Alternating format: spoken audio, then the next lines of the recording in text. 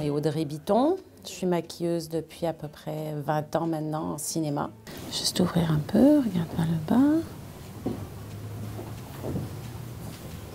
Donc, mon métier consiste à préparer les acteurs le matin pour soit des séries télévision, soit du cinéma. Une des spécificités que je vais demander, par exemple, à un assistant, c'est de couvrir un tatouage. Fait que je vais vous montrer un peu comment faire. Maquillage fait partie d'un département qui s'appelle le CCM pour costume, coiffure et maquillage. Étant donné qu'on travaille donc conjointement les trois départements ensemble, si on peut imaginer comme un espèce de diagramme d'une journée, si on veut, l'acteur... Il y a ce qu'on appelle la régie, donc qui rentre le matin, qui ouvre soit les studios, l'endroit, qui prépare un peu le terrain pour tout le monde. Il y a la personne de la cantine aussi qui prépare les petits déjeuners, qui normalement est pour les gens comme nous qui commençons avant tout le monde. Et ensuite, nous, on arrive et les acteurs arrivent. Comme ça, on prépare tous les acteurs et lorsque toute l'équipe arrive et qui, eux, ont installé leur journée, ben, on n'attend pas après nous. Les acteurs sont déjà prêts pour leur journée, finalement. Donc, on est un des départements qui commençons le plus tôt et on doit rester jusqu'à la fin. Donc, il faut aimer, pour travailler en cinéma, il faut aimer son métier parce que ce sont souvent des longues heures.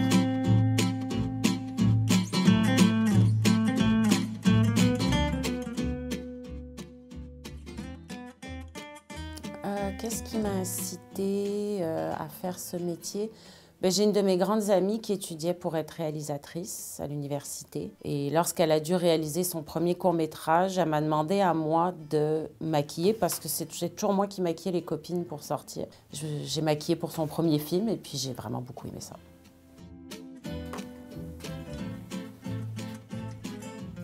Il y a une écoute à faire par rapport à ce qui est écrit dans le scénario. Ça dépend des réalisateurs. Il y en a qui ont une vision très, très précise de l'image qu'ils vont donner au film. Il y a aussi, avec les costumes et les coiffeurs, on va travailler en équipe.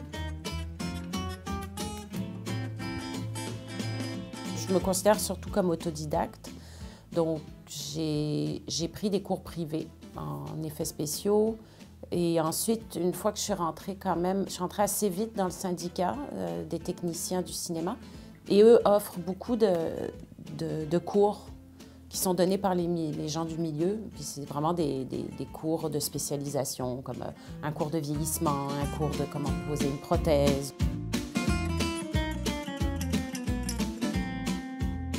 Et aussi, en pratiquant beaucoup, j'ai fait énormément de courts-métrages.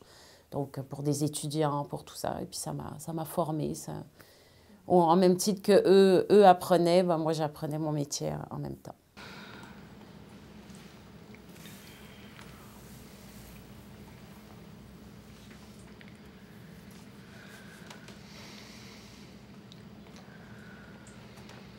« 50% de mon travail est de la paperasse, si on veut, et l'autre 50%, c'est du maquillage. » Lorsqu'on est chef, il y a un travail d'organisation, de dépouillement de scénario, il faut s'occuper de chaque personnage, et puis c'est tout un travail de lecture et de dépouillement.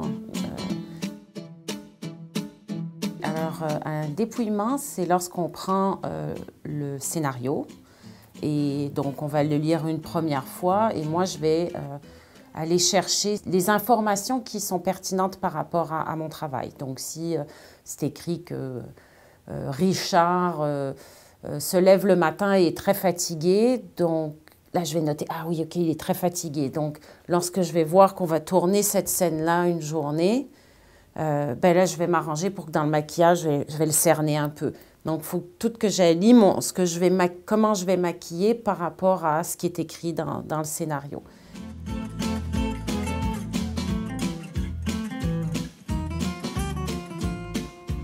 Je n'aurais jamais été une maquilleuse d'esthétisme ou de mode, justement. Juste faire du beau, ça ne m'intéressait pas, mais le fait de faire du maquillage et de pouvoir justement le transposer de plein de façons différentes, pour le faire, c'est dans le cinéma. Donc, ça rejoignait un peu plusieurs passions pour moi.